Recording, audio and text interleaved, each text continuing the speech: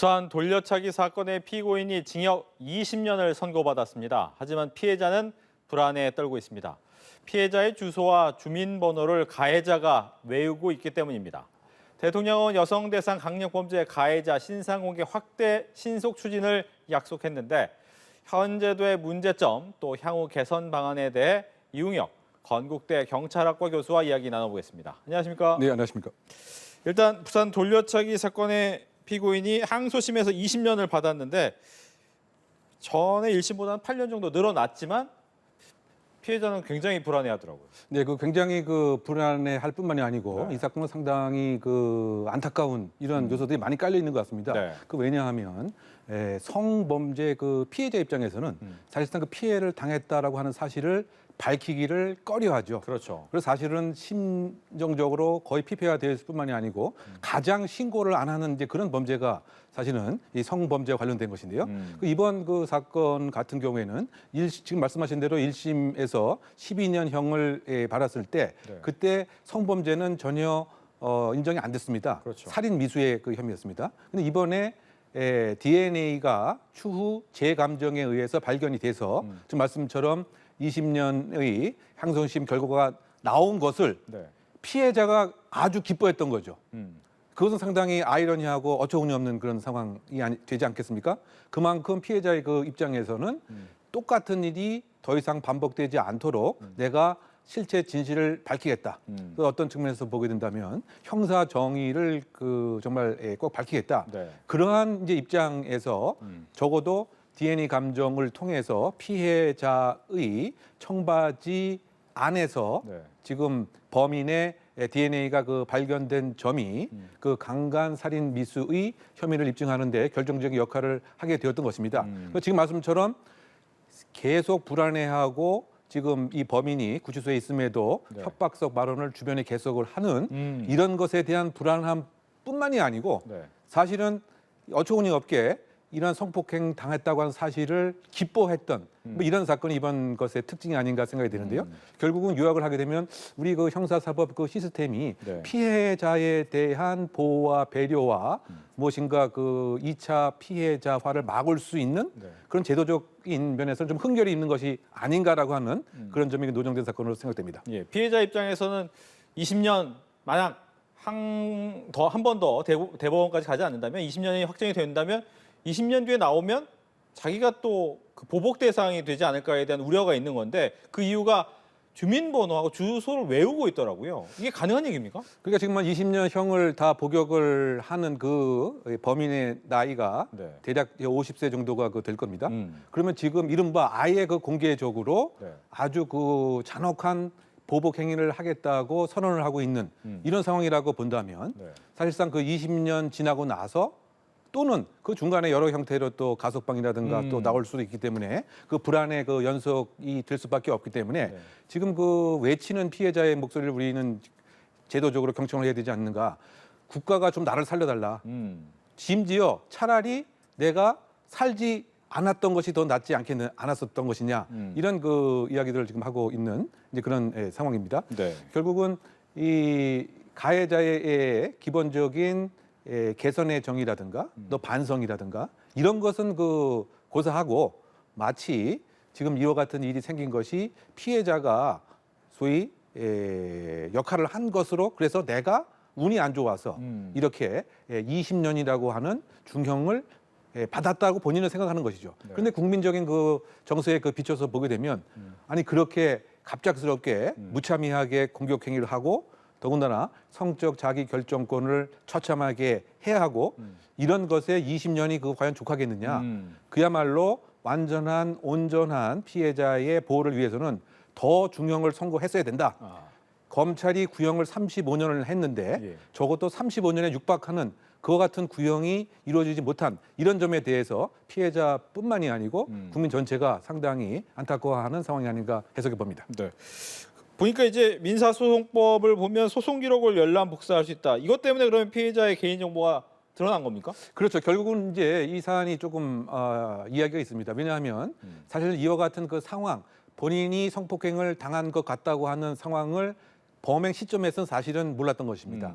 그런데 여러 가지 처음 목격자의 진술 또 친척의 처음 진술 등에 의하면 분명히 성폭행을 당한 것이 인지가 되었던 것이죠.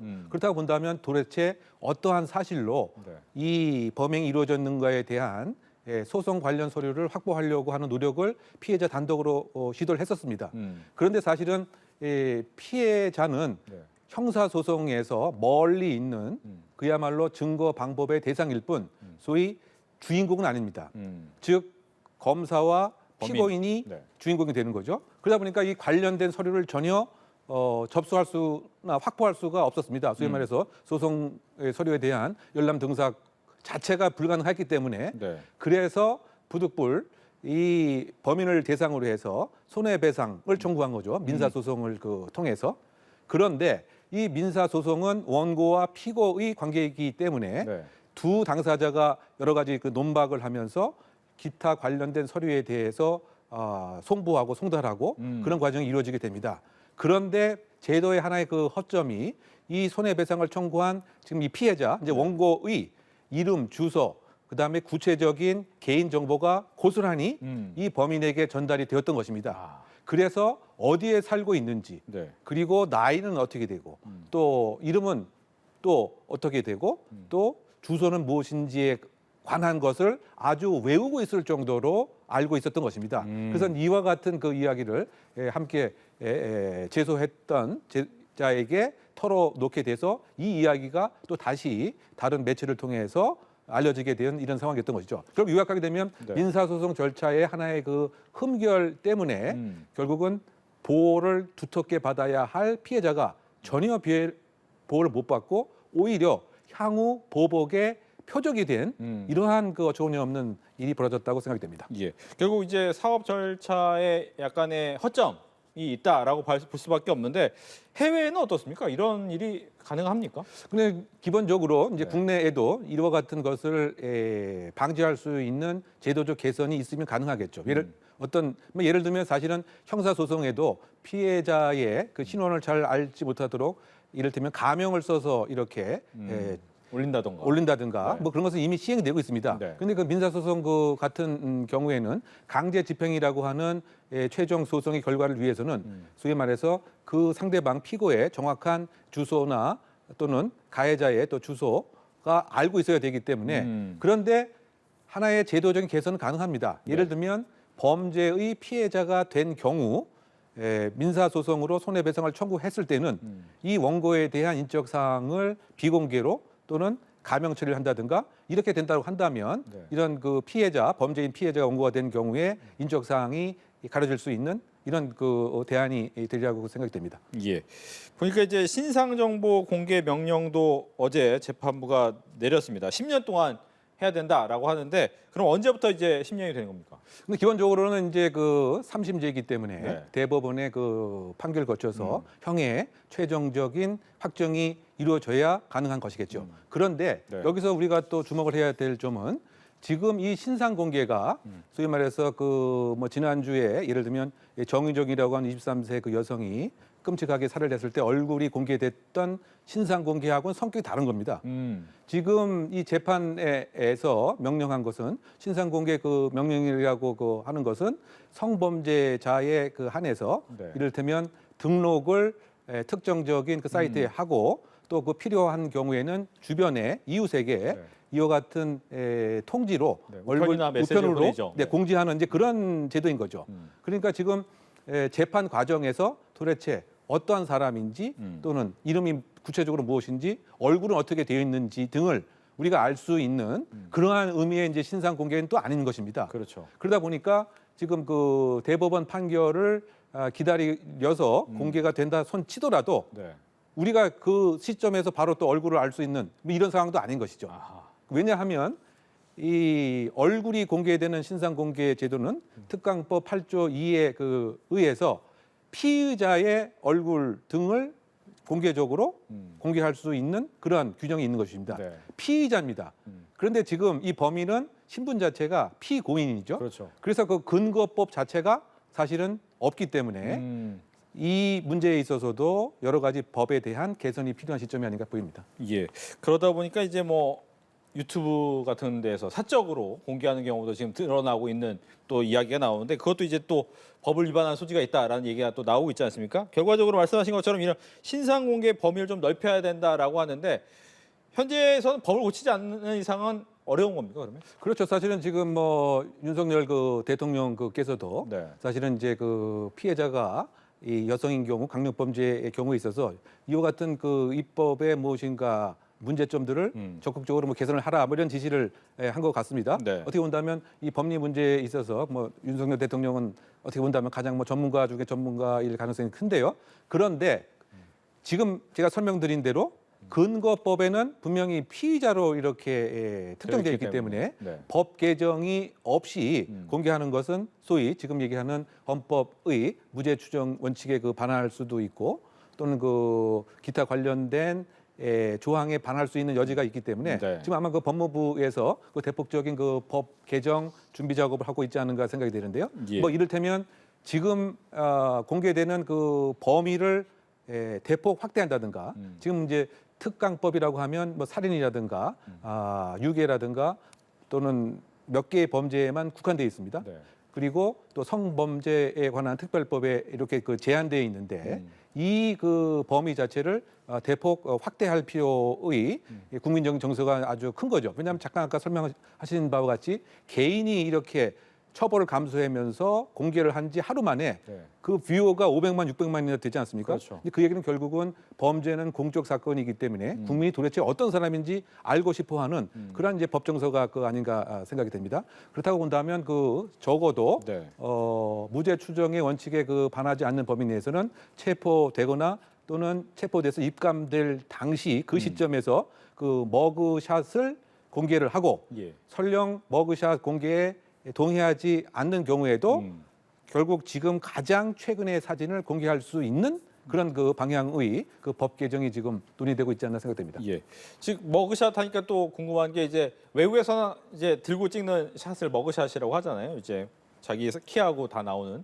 그런데 보면 최근에 보면 최신의 사진을 보여준다고 해도 포토샵이나 다른 얼굴이 나오고 그 얼굴을 공개했지만 뭐 예를 들면 마스크로 가린다거나 이 얼굴을 가리면 또 효과가 없는 거 아닙니까 결과적으로? 그렇죠. 결국 그렇다고 본다면 이제 신상 공개, 얼굴 공개의 취지 자체가 몰각되게 되는 거죠. 네. 결국 이제 공개를 그 통해서 혹시 밝혀지지 않은 여죄 수사에 대한 제보도 가능하고 네. 또는 이와 같은 악행을 하게 되면 불이익이 주어진다라고 하는 이른바 그 공적인 목적도 달성이 돼야 되는 것인데 그것은 결국은 얼굴이 공개돼야 되는 것인데 그 작년 재작년에 최근에 발생했던 고유정 그 사건도 이른바 그 머리 커튼이라고 하는 신조어가 생길 정도로 공개가 되는 이런 상황이었지만 머리를 내려서 얼굴이 공개가 안 되었고요. 또 설령 공개가 되는 신분증이라고 하더라도 지금 과연 이 사람이 과연 이 범인이 맞아라고 네. 의아할 정도로 다른 사람처럼 이렇게 그 보이는 것이기 때문에 설령 공개되는 그 상황에 있어서도 이 공개의 그 취지 자체가 그 없기 때문에 그렇다 본다면 적어도 얼굴이 보여줄 수 있도록 일정한 강제력에 대한 행사를 법에서 허용한다든가 그래서 원래의 공개의 취지가 좀 있어야 되지 않는가 생각됩니다. 네. 또 한 가지 같은 경우는 이제 반성문을 보통 내더라고요. 이런 일이 있을 때 피고인 즉 가해자 측에서 반성문은 왜 냅니까? 기본적으로 이제 그 양형에 있어서 그 유리한 그 소위 말해서 감경 참작 사유의 하나가 될 가능성이 있는 것이죠. 왜냐하면 진정하게 진심 어리게 회오, 뉘우치고 소위 말해서 용서를 구하는 이런 모습이 보이게 되면 네. 적어도 그 재범의 그 가능성이 그 적어지고 개선 교화의 가능성이 크다라고 하는 점에서 네. 양형에 있어서 감경 요소로 참작할 수 있는 뭐 요소가 되는 것이 원칙인데 예. 그런데 그 최근에 그 많은 범죄들은 이와 같은 반성문의 취지를 악용하는 경우도 많이 있는 거죠. 아. 사실은 진심으로 뭐 뉘우치거나 피해자의 아픔을 이렇게 공감하는 그것이 아니고 네. 그냥 그 기계적으로 그야말로 진심 어린 마음이 아니고 외워서 쓰는 듯한 네. 뭐 그런 식으로 이제 반성문을 내는 것에 많은 문제점과 지적이 되는 상황도 있습니다. 예. 말씀하신 것처럼 이번에 그 피고인 역시도 가해자 역시도 반성문 내용이 내가 왜 이렇게 형량이 높아? 라는 내용도 들어가 있고 피해자 말만 잘 들어주는 거 아니냐 이런 얘기가 들어가 있는데 이것도 반성문으로 봐야 됩니까? 그러니까 이제 이 이른바 반성문이라고 하는 제목은 돼 있지만 예, 문건을 통해서 과연 이제 이 범죄자의 심적인 특성과 그 사회를 어떻게 본인이 생각하느냐 또는 사법기관의 판결을 어떻게 생각하느냐 또 본인이 행한 이 악행을 어떻게 생각하느냐가 그대로 우리가 해석할 수가 있는 거죠. 네. 유학하게 되면 나는 운이 없어서 이와 같은 양형을 당하게 됐고 상당히 이것도 불공평하다. 또 더군다나 그 피해자의 아픔은 전혀 공감하지 못한 채 네. 지금 이렇게 봤더니 그 답변도 잘하고 걸어 다니기도 하고 그러면 과연 그게 피해자가 다 회복된 것은 아니냐 이런 취지의 그 이야기들을 이른바 반성문에 적어놓고 있습니다. 결국 이제 이 얘기는 뭐냐면 우리가 이제 범죄학에서 얘기하는 피해를 최소화하려고 하는 이른바 중화 전략을 쓰고 있다. 그럼 본인도 죄책감도 조금 줄어들 수도 있고 또 어떤 면에서 보게 되면 나름대로 변명과 합리화의 구실을 할 수 있는 여지들이 생기는 거죠. 네. 그래서 반성문의 내용을 제가 가만히 분석을 해보게 되면 피해는 아주 최소화 시켜놓고 내가 받은 형량은 상당히 다른 형량에 대해서 불공평하고 또 권위 있는 기관인 수사기관의 행태 자체는 무엇인가 불공정하고 즉 이른바 그 비난자를 또 비난한다라고 하는 이런 중화 기법을 쓰고 있는 것으로 봐서는 네. 이른바 우리가 그 얘기하는 만성적 범죄인의 모습을 보이고 있다. 한 사회에서 이른바 소수 5% 6%가 그 사회에서 저지르는 60% 70% 이상의 대다수의 범죄를 저지른다라고 해서 어느 사회나 한 5% 6%가 이른바 만성적 범죄 꾼에 해당된다라고 하는 연구들이 있는데요. 네. 이번 그 범인 역시 사실은 지금까지 그 범죄 경력이 무려 그 18범이고요. 상당히 이제 커리어 크리미널이라고 우리가 통상 얘기할 수가 있고 네. 출소한 지 불과 2개월 만에 또 주거 침입 절도에서부터 여러 가지 2가지 이상의 또 범죄를 저질렀던 것 같습니다. 네. 그렇다고 봐서는 과연 20년의 그 형으로 이와 같은 악성이 개선될 수 있는 것인지 예. 또 재범의 우려에 대한 우리 사회 전체의 불안은 어떻게 불식이 될 수 있는 것인지 이것은 또 하나의 우리 이 형사사법이 지금 놓여 있는 하나의 과제가 아닌가 생각됩니다. 네, 말씀하신 걸 보면 이 반성문에서 이른바 중화 기법을 통해서 나는 참 죄가 이제 적어져야 된다. 형량이 너무 높다. 이런 식으로 계속 얘기를 한다는 의미는 대법원에 올라가겠다. 이 뜻으로 봐야 됩니까? 그렇죠. 지금 전반적으로 보게 되면은 처음에 수사의 방향도 무엇인가 정확하지 않았고 중간에 공소장 변경도 무엇인가의 운에 의해서 검찰이 한번 해본 것 아니냐. 네. 그리고 나는 이 형량이 상당히 부당하고 온정치 않다라고 하면 대법원에 상고를 할 가능성은 농후한 것이죠. 다만 그럼에도 불구하고 이제 대법원에서 제 개인적인 예상은 기각할 가능성이 크지 않는가 생각이 드는데요. 왜냐하면은 이 대법원은 결국은 이제 그 법률심에 구간되어 있는 것인데 네. 지금에 있어서 여러 가지 사실관계라든가 더군다나 그 DNA 재감정을 통해서 밝혀진 이러한 성범죄 목적이 뚜렷한 이런 점 등으로 비춰봐서는 사실상 오히려 이 양형 부당을 이유로 혹시 이 검찰 역시 또 상소를 이제 해서 오히려 전향적으로 네. 국민의 여러 가지 법감정과 새로운 이 판례의 한 방향성을 제시한다고 하는 측면에서 또 양형 자체가 대법원에서 혹시 높게 하려고 하는 취지로 파기환송할 가능성은 또 있지 않는가도 한번 조심스럽게 기대를 해 봅니다만 일반적인 법조의 관행으로 보게 되면 강간 살인 미수의 20년형은 그렇게 또 경한 것은 아니다라고 하는 것이 또 중론이기 때문에 이 정도에서 어쨌든 법적인 문제와 양형은 정리가 되지 않을까 예상해 봅니다. 네, 이렇게 해서 부산 돌려차기 사건과 관련해서 이용혁 교수와 이야기 나눠봤습니다. 오늘 얘기 잘 들었습니다. 감사합니다.